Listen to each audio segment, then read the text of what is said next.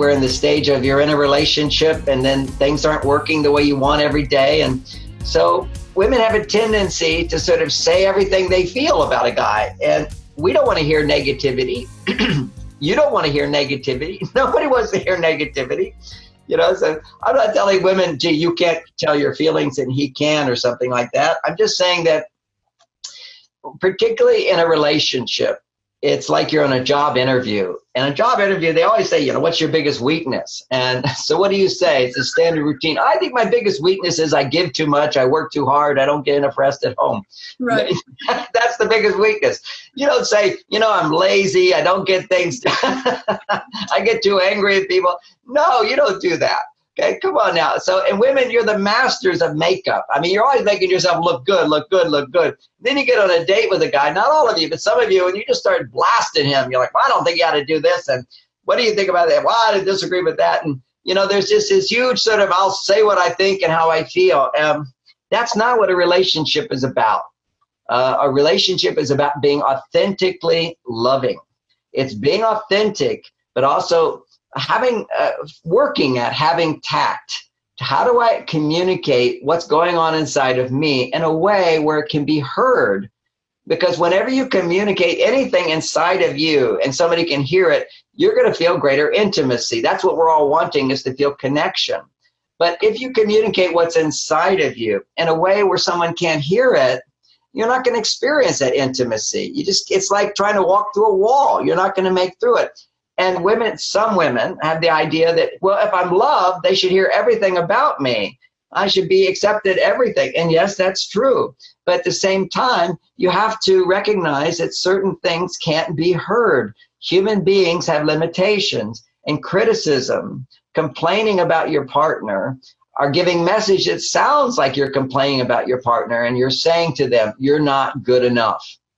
Nobody wants to hear it, not just men. Women don't want to hear it either. So what do? When you need something more, you ask for it. You don't back it up with complaints. You know, hey, would you do this next time? Would you pick me up next time like this? Or would you do this for me as a favor? Would you do this for me?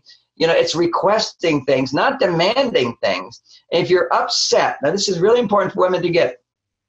Whenever you're upset with a man, and let's say you're saying, I only asked. If you're upset with a man, means you're not happy with him. Put it simple. I'm not happy with you. I want you to do this. Would you do that? Now, those are all the right words, except I'm not happy with you. But just the tone of voice says to a man, he has failed. Now, you're asking for more, and you're telling him what he's done already is not good enough. Now, you think in your mind, saying to somebody, you're not good enough, give me more, is a reasonable thing. From a man's point of view, why should I give you more if you haven't appreciated what I've given you so far? I'll just say that again. Why should I give you more if what I've done, which is my best, is if this is not good enough, why would I bother? And just think about this for a moment. Go into the man's world of success and testosterone, and I'm going to a job, and the job really doesn't pay. Now, payment is a need that we all have, but payment is also the recognition that you succeeded. You know, people pay me more, I feel more successful. It's a natural thing. So I go to a job and they don't pay me. And I keep going back. I would have to be stupid to keep going back to a job that doesn't pay me. And then they're now asking me to work more hours? Are you kidding? I'm not going to do that. So if you want to ask more from a man, you always have to only ask for more when what you're getting is good enough. And I know that doesn't make sense right away, but the flip side of it also I explained is that why would you go to a job that wants more from you when they don't even pay you for what you're doing? So what it means is to find love in your heart. And it's hard for women today to find love in their heart.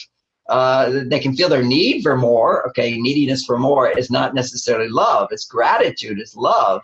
Gratitude is saying, gosh, I have what I need.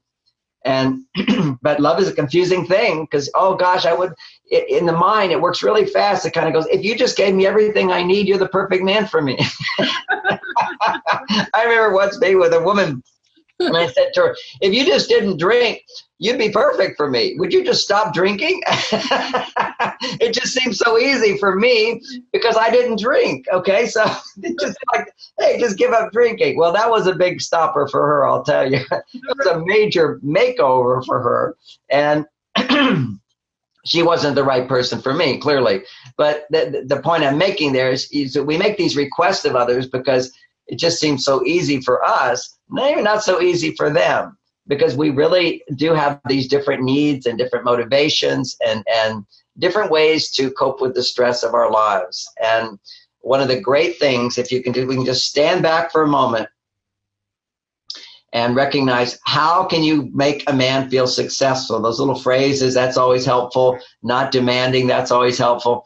But the real key thing is to truly experience that he is successful in providing something that's meaningful to you.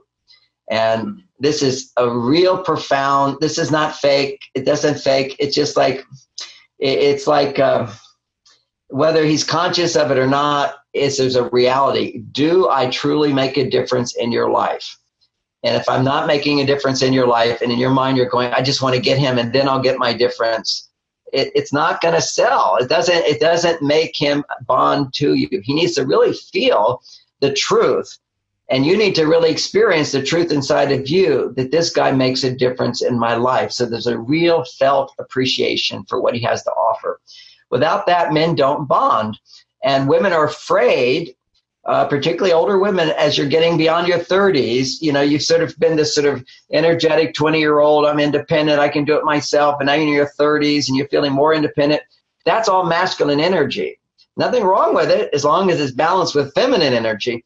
But often you don't have the support in your life to bring you back to feminine. Feminine side of you is relationship-oriented, it's emotional, it's vulnerable, it's intuitive, it's receptive. These are, and here's the big word, dependent. Oh my gosh, I can't be dependent on someone. Are you kidding? Why would I want to be with you if you don't need me for something? Now, I'm not saying be weak and wimpy dependent, but needing a man. If you're hungry, you need food, right? And so I give you food, you're really happy. So that's what real vulnerability is. Everybody talks about vulnerability is oh, I'm so hurt, I'm so sensitive, I'm so gloom and doom. No, vulnerability is I'm so happy you're here. Okay, that's vulnerability. Because see, when you have a need, then when somebody fulfills that need, and that's what love is. Love is the acknowledgement. One aspect of love is that it acknowledges that you are just what I need. Oh my God, who doesn't want that? That's particularly what men want. Women want it, men want it, and need it about 10 times more. That's it. And women need, and they don't always know this, and particularly independent women don't know this, what they need is a greater awareness of what's going on inside themselves.